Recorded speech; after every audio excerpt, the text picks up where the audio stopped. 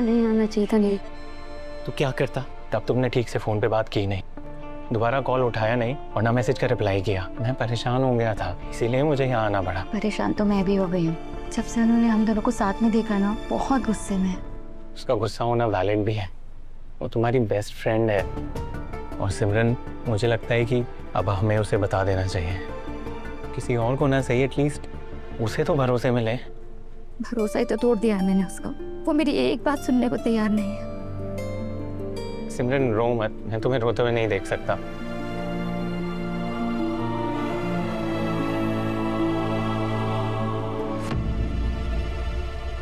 यहाँ ना बहुत लोग हैं, तुम जाओ यहाँ से। अगर किसी ने हम दोनों को साथ में देख लिया और मम्मी को बता दिया ना, तो प्रॉब्लम और बढ़ जाएगी। ठीक है, तुम अपना ध्यान रखना। चलते।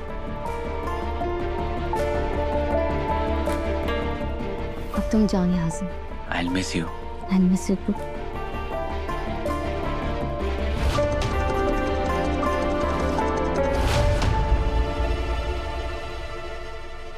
नील, तुम यहाँ? इधर उधर क्या देख रहे हो?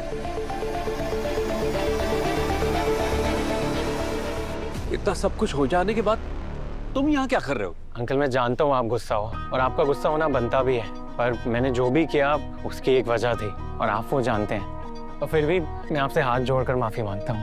मैं पहले ही आना चाह रहा था पर हिम्मत नहीं जुटा पाया।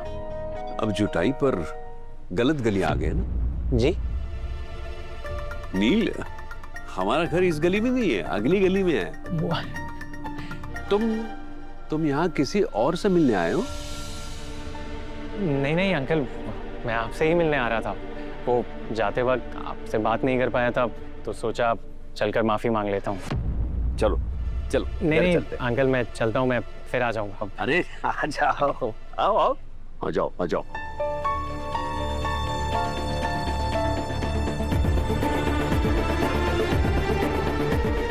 गोपाल अंकल नील को अपने घर लेके क्यों जा रहे हैं?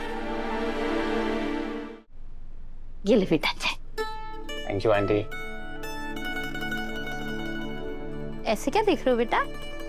आंटी, ये चाय, ये मठरी, खाने की सभी चीजें देखकर ना वो वक्त याद आ गया जब मैं पहले आप लोगों के घर आया करता था। कितने प्यार से ट्रीट करते थे आप मुझे, और मैंने आप लोगों से झूठ कहा।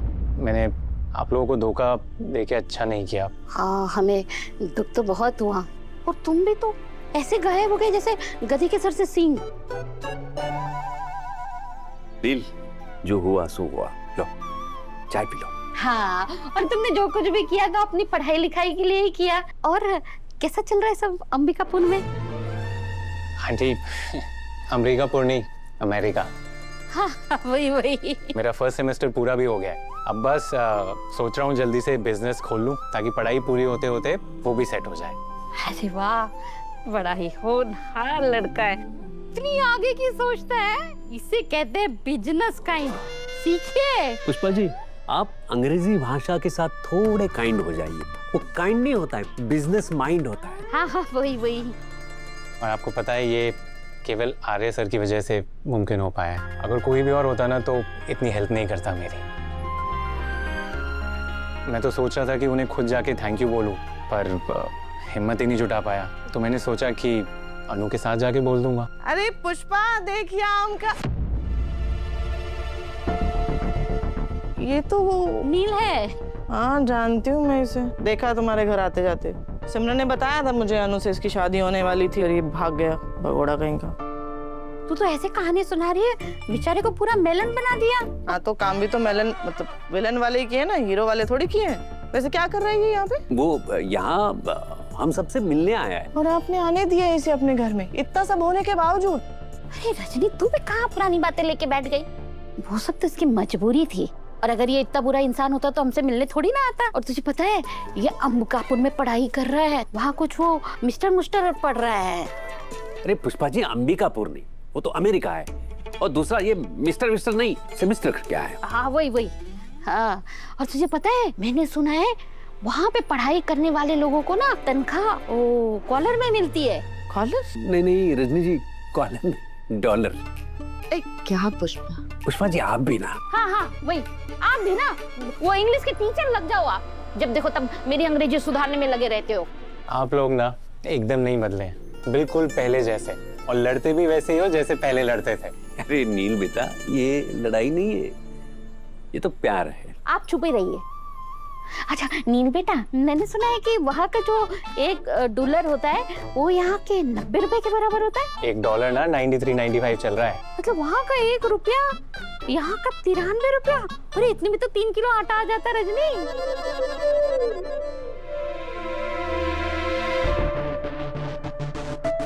मैंने नील से कहा था कि मोहल्ले में ना आए, वही हुआ जिसका डर था। नील घर के अंदर है, गोपाल अंकल, पुष्पा आंटी दोनों अंदर। सबसे बड़ी बात, मम्मी अंदर है। बातों बातों में नील के मुझ से कुछ ऐसा ना निकल जाए जिससे मम्मी को उस पर शक हो जाए। तू खड़ी क्यों है? बैठना। अरे पुष्पा, दूध का जला छाछ भी फूक फूक के पीता है, और तुम हो कि जिसने सब कुछ जलाया उसे घर बैठा रखा है। रजनी तू तो उसके पीछे ही पड़ गई है। कहा ना बेचारे ने मजबूरी में की है, और उसने सॉरी भी तो कहा है। अरे बाहर में जाए ऐसा सॉरी। अगर किसी लड़के ने मेरी सिमरन के साथ ऐसा किया होता ना, मैं तो उसकी शक्ल भी ना देखती। छोड़, लड़के से मुझे याद आया कि देख, अपनी सिमरन के लिए ना बहुत अच्छा बायोडाटा है एक लड़के का।